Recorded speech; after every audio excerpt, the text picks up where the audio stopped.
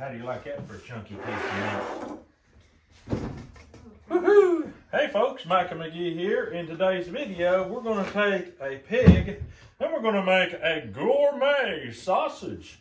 Let's make a Swiss mushroom sausage. Matthew, here's the knife with your name on it. And so, Matt, I'm going to turn this shoulder over to you if you think you can hack it. The large amount of back fat on top you can cut and put in a separate pile because we may not need all the fat that's on this thing. Mangalitza are so full of fat. This right here, folks, is the Mangalitza marbling. And look at that cap fat. This is a 155-pound pig. It wasn't old, wasn't mature. It's amazing how these lard breeds have such good fat. And also look at that meat. Red meat, just like beef. And the flavor is unbelievable. That's what we're working with here, folks. And that's what we sell. We sell piglets. We don't sell the meat. We sell piglets. If you want to raise one, holler at us. We got about 15 out there. I'm just going to cut this cap fat off. This is called back fat, pork back fat. I'm putting the cubes of fat in this bag so that I can get it in my small freezer and we can get this cooled off, appropriately chilled for this sausage.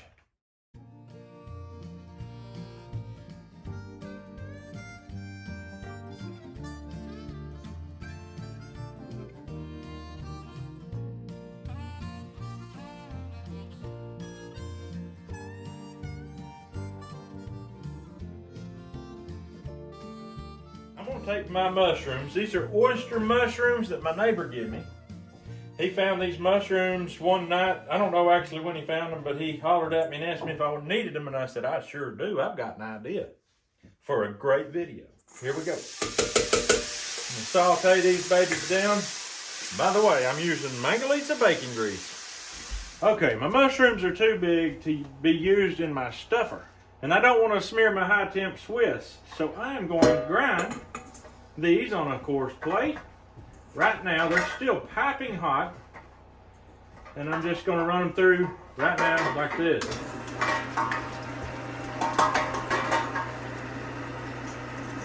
I'm going to take one piece of meat, go down, that'll push the rest of them out, and there we go. Okay, turn off the generator for just a second. Okay, here is our two shoulders.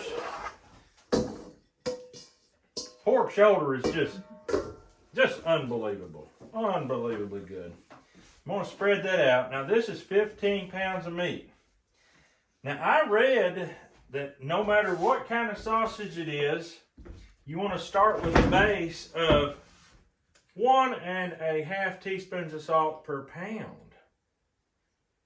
I don't know. I scooped out 22 teaspoons of salt just to see. Now, I'm used to sprinkling it on, so I'm going to sprinkle it on and see what it looks like.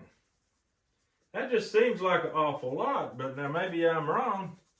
We're going to find out. Now, I know in the past I've had to add salt. You've seen me have to do that.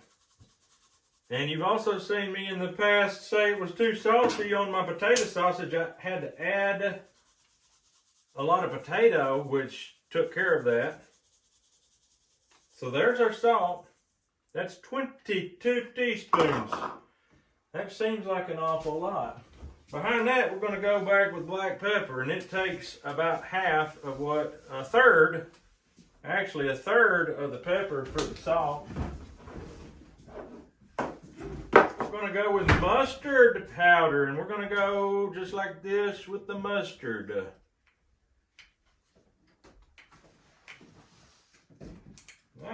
Go a little heavier. Mustard isn't very strong, is it? Just going to use it all. Onion powder. Not going to go real heavy on onion powder, just about like that. Garlic powder. I'm just going to go about like that. Coriander. I'm just gonna dump it all. We're gonna just use what coriander I've got. I don't have just a whole lot, but I'm gonna use it all. At that point, folks, we're ready to grind this baby. That is simply all there is to it. Let's go.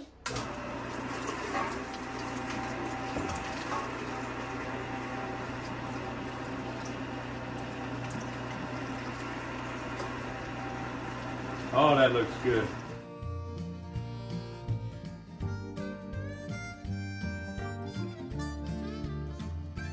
Got this done. What I do before I take this off, I hit her in reverse just for a second. And what we're getting ready to do is put it through for the second grind, and we want to grind it on a smaller plate. But I've had world's worst trouble trying to grind it through on a smaller plate with all this in there. So I always clean this out. One of y'all recently commented and asked me about this. This really has to be done. This is not optional. Get that. At that point, you're ready to roll again. What this is going to do is make it much more fine textured. And it's also going to mix it again with the seasonings. And it's also going to help extract protein, which, as you know, you want to do if you're going to be putting sausage in a casing.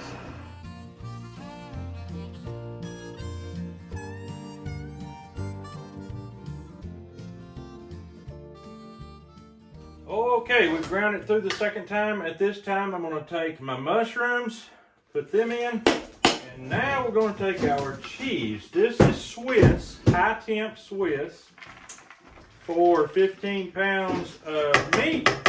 Calls for 1.5 pounds of cheese. We're going to mix that all together, and then I'm just going to take some Worcestershire sauce. There's a lot of people that call it W sauce because they can't say it right. It's definitely Worcestershire sauce. That's never been even a question. And we're just going to mix this until we get it all mixed in just perfect. And then we're going to stuff it in a casing. Let's do it. Hey, Matt. Yeah? Come here. You're our resident patty fryer. I bequeath to you this fine patty. Take it, fry it, and let's try it. I went over there in Matt's way. I got Matt's way, and I got me a little nibble off of a half-done patty. And it is so good that I'm not going to wait on stuffing. While he's frying, I'm going to start stuffing. I'm telling you, it tastes so good. So I am going to just go ahead and fill this up. My brother-in-law taught me, ball it up and chunk it down the hatch. That's how you do it. He learned that from his pappy. He learned that from his pappy. His pappy learned from his pappy. And that's how it goes. If you don't teach your boys what you know, they ain't gonna learn it, fellas.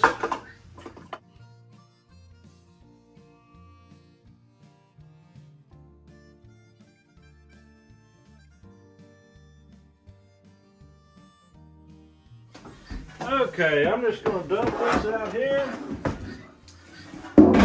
Somebody recently asked me to teach how to link sausages, so I'm gonna do that. However long you want your links, do that. Some people make a groove in their table or whatever. Skip one and then just twist the thing away from you like this. And you can use the twist to get the tightness, firmness of the sausage you want. But don't make them too tight because when you cook them, they'll blow out. When you do the next round, skip another one, which would be there, pinch that, go on down, pinch it again. You can go the same direction you went last time, away from you. That means this one is towards you, the one that's the off sausage. Skip again, pinch, do it again, away from us. At any point, you can twist more to add tightness to your sausage. Come on, Caleb, let's try this out. I want you to look, folks. When Matthew cooks a patty, he cooks a patty. Come on, Joel. David's gone right now, so we have to use every possible person. David is with two of his friends spending a whole week trapping. And not a cameraman in the bunch, so we'll never get to see what happened. All right, I'm just going to take a knife and cut this. When we cut it, we'll get to see the profile of this meat. Look at that. It looks really good. I hope it tastes as good as it smells. Very good.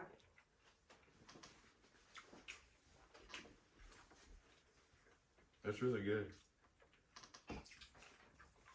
Wow. That Swiss cheese gives it just a little bit more of a bite. I love it. All right, everybody, get another bite. We got to try it for real, y'all. All right. We're going to grill up one of these right quick, and we're going to try it. And when I say right quick, I don't mean right now because we got some other things we got to do. So we might be wearing different clothes in just a second when you see us eating this other one. But we want to have that in the video because this is really what it's about. This here is our lunch today. So we'll see you in just a second. All right, folks, we've got this link sausage grilled up, I think to perfection, but we're going to find out what the boys think about it. Reach up here and get you some. Frank, you're one of the boys today.